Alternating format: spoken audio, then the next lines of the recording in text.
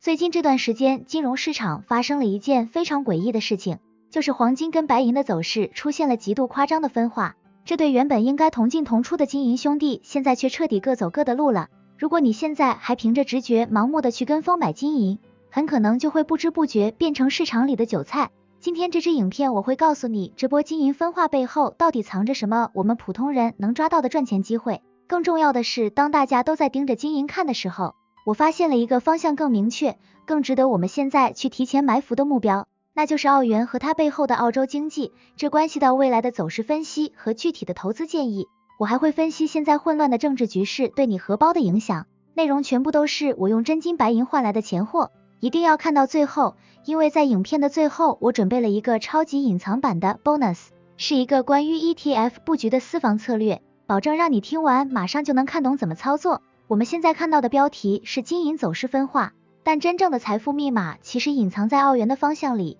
这涉及到澳洲经济的深度转型，还有它跟纽西兰经济的拉锯战。如果你想在2026年保住你的资产甚至翻倍，接下来的一分一秒你都不能错过。前阵子我身边有个朋友老张看住黄金价格一路上涨，心里那个急啊，这就是典型的错失恐惧症。他每天晚上刷手机刷到凌晨2点，看住金价的曲线图就觉得心跳加速。他觉得黄金已经太贵了，自己买不起太多，转头一看觉得白银便宜啊，他觉得白银的补涨空间肯定更大，于是把手头上的闲钱全砸进了白银市场，满心期待着能大赚一笔。结果呢，这几个月下来，根据官方最新公布的第一季数据，黄金依旧稳如泰山，甚至因为全球局势动荡还在偷偷往上爬，但白银却像坐云霄飞车一样上上下下，把他折腾的晚上都睡不住觉，最后算下来根本没赚钱，还倒赔了手续费。这种心碎的感觉我太理解了，因为几年前我也经历过同样的迷茫，看住数据却读不懂背后的心理博弈。这其实就是我们散户最容易犯的心理陷阱，就是只看价格便宜而不看背后逻辑。我用一个最简单的生活例子来跟你解释，黄金就像是那种全球限量版的名牌包包，不管现在外面的经济好不好，各国的央行也就是全球最大的土豪们都在疯狂囤积它。为什么？因为现在地缘政治不稳定，各国经历了几年的通膨折磨，大家心里都慌啊。买黄金就是买个心安，买个避险，这就叫乱世黄金。只要大环境的焦虑感还在，黄金的底气就在。那白银呢？白银虽然也是贵金属，但它更像是一台顶级的工业用机器。白银有将近一半的需求是来自工业，比如太阳能板、电动车，甚至是我们每天在用的电子产品。所以当最新公布的全球制造业数据显示许多国家的工厂订单正在减少，经济复苏不如预期的时候，这台机器的需求自然就下降了。你说避险用的名牌包跟看经济脸色的工业机器，在现在这种政治博弈加剧、经济复苏脚步不一的大环境下，价格怎么可能还走在一起呢？这就是为什么近期黄金强而白银弱的根本原因。老张就是没看透这一层，单纯因为便宜就进场，结果吃了大亏。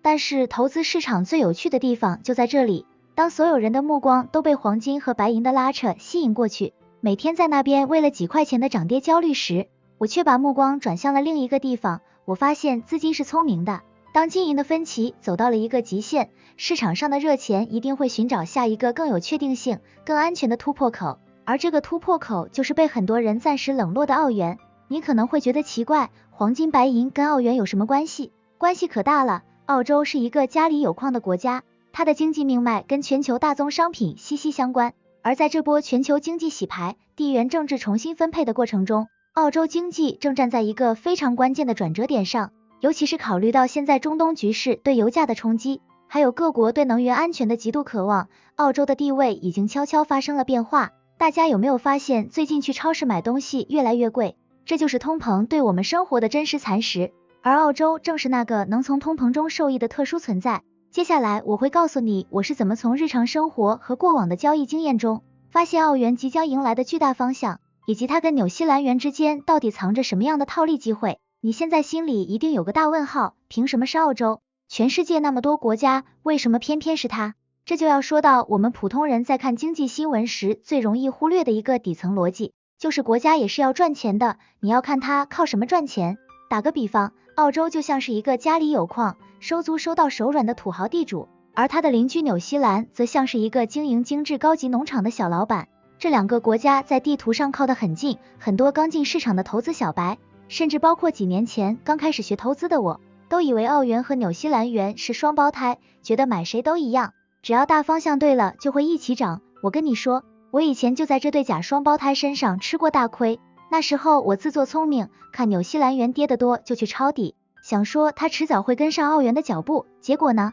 人家澳元早就涨上天了，我的纽西兰元还在谷底趴着，硬生生错过了一大波赚钱的机会，当时那个心痛啊，真的是拿真金白银买来的教训。但这里有一个连很多资深投资者都会看走眼的致命细节，就是澳洲的底气背后其实藏着一个巨大的危机。根据官方最新公布的数据显示，澳洲的燃料储备其实非常脆弱，竟然只有36天左右，对比之下纽西兰还有50天。你可能会问我，既然澳洲燃料储备这么危险，为什么你还叫我们看澳元？这就是我想跟你分享的进阶心理博弈。正是因为这种能源储备的脆弱性，让澳洲政府和央行现在处于一种高度紧张的状态。一旦中东局势再有什么风吹草动导致油价飙升，澳洲的通膨就会像脱缰的野马一样完全控制不住，这逼得澳洲央行根本没有退路，他们的态度必须比任何国家都更强硬，更不敢随便降息。这就是为什么当全世界都在讨论要不要降息救经济的时候，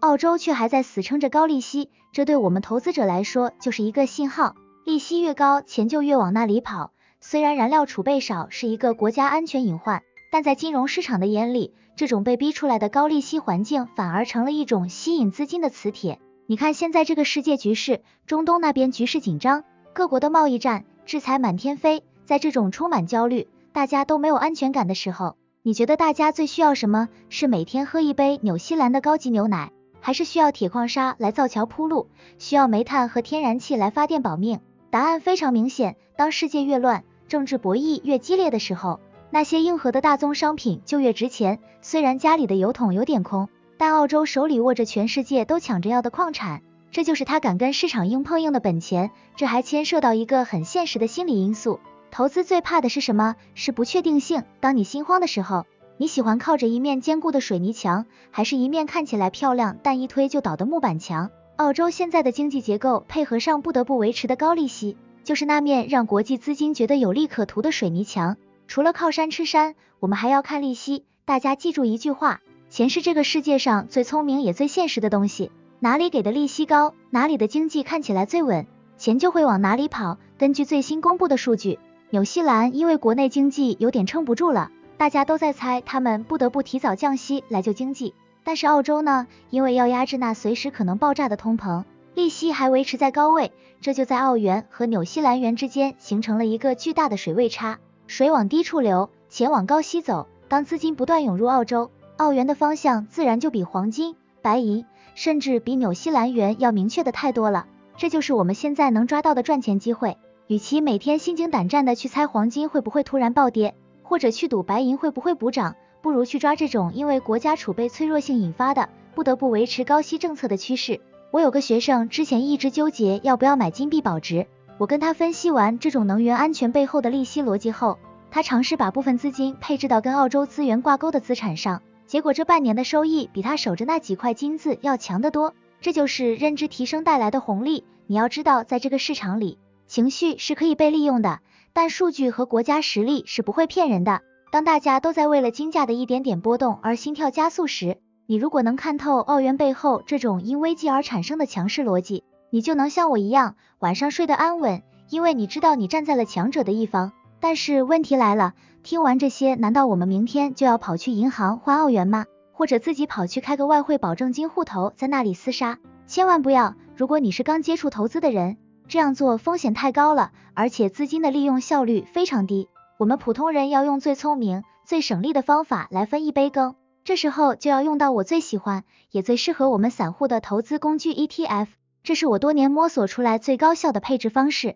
这不仅能帮你分散风险，还能让你享受到整个澳洲经济增长的果实。接下来我会毫无保留的告诉你我是怎么具体操作的。说了这么多大环境，大家最关心的肯定还是那我到底该怎么买？很多人一听我分析澳元好，第一反应就是跑去银行换汇。我跟你说，除非你打算去澳洲留学或买房，不然单纯换汇的效率真的太慢了。现在是2026年，我们得用更现代、更灵活的工具。这里我要分享一个我自己的真实案例。去年底我也像大家一样看住黄金冲破历史新高，心痒痒的想追，但我当时强迫自己冷静下来，看了一下数据，澳洲的通膨数据依然顽固。就在这2周公布的最新数据显示，年增率还在 3.8% 左右徘徊，而且最让我警觉的是，官方数据显示澳洲的燃料储备只有36天，这看似是个弱点，但实际上却成了支撑澳元利差的核动力。因为澳洲央行根本不敢放松，只能死守高利率来对抗能源隐患带来的通膨预期。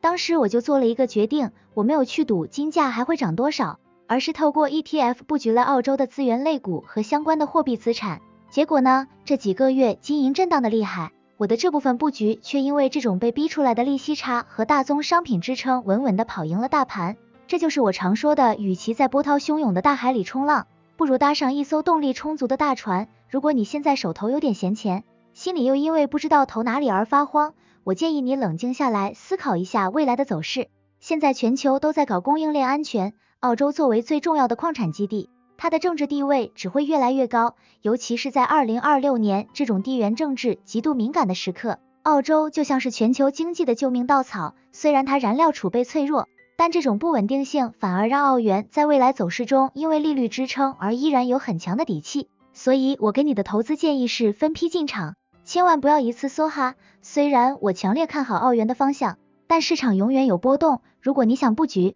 建议采用定期定额或分批建仓的方式。比如你想投10万就先放2万，剩下的等回调再慢慢加。你要盯紧利息差，接下来几个月只要澳洲因为能源风险不敢降息，而其他国家开始降息，澳元就是天然的资金避风港。这是一个送分题，大家一定要盯紧官方的利率决议。投资这条路最怕的就是孤单和盲从。希望今天的分享能让你从经营的焦虑中跳出来，看到一个更清晰的赚钱方向。最后我准备了一个超级惊喜的 bonus 送给大家，这是我压箱底的私房策略，也是很多大户不会告诉你的细节。大家如果觉得直接买澳元太无聊，可以关注一组跨市场套利策略。就是目前澳元对纽西兰元的汇率正处于一个非常有意思的区间，大约在 1.21 附近。根据最新的经济体制对比，我个人认为澳元的强势还会维持很长一段时间。你可以留意一些追踪澳洲200指数，也就是 S51 的 ETF， 这类 ETF 里面全是澳洲的银行和矿业巨头。